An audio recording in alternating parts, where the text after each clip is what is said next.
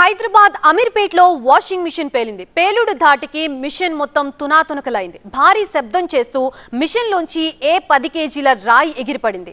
పేలుడు సమయంలో అక్కడ ఎవరూ లేకపోవడంతో పెద్ద ప్రమాదం తప్పింది.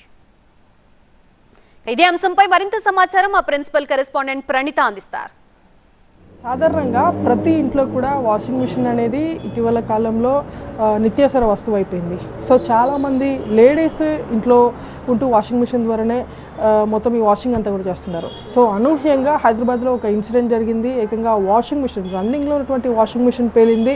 సో ఎగ్జాక్ట్లీ ఇన్సిడెంట్ జరిగినటువంటి ప్లేస్లో మనం ఉన్నాము. మనం చూసినటువంటి ఈ వాషింగ్ మిషన్ ఏదైతే ఉందో మొత్తం పూర్తిగా ఈ వైర్స్ ఎక్కడ కూడా బర్స్ట్ కాలేదు, ఎక్కడ కూడా వైర్స్ కాలిపోయినటువంటి దాఖలు మనకు కనిపించడం లేదు.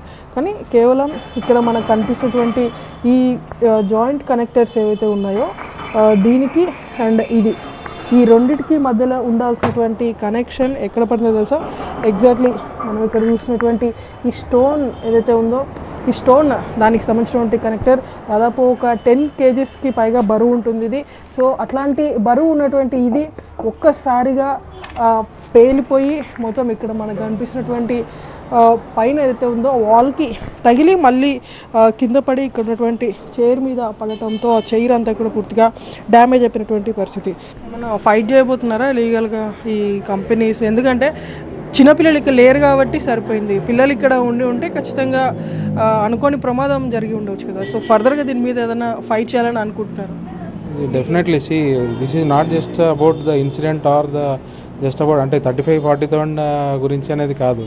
C this is a health hazard అంటే యాక్చువల్లీ లైఫ్ థ్రెట్ ఇది.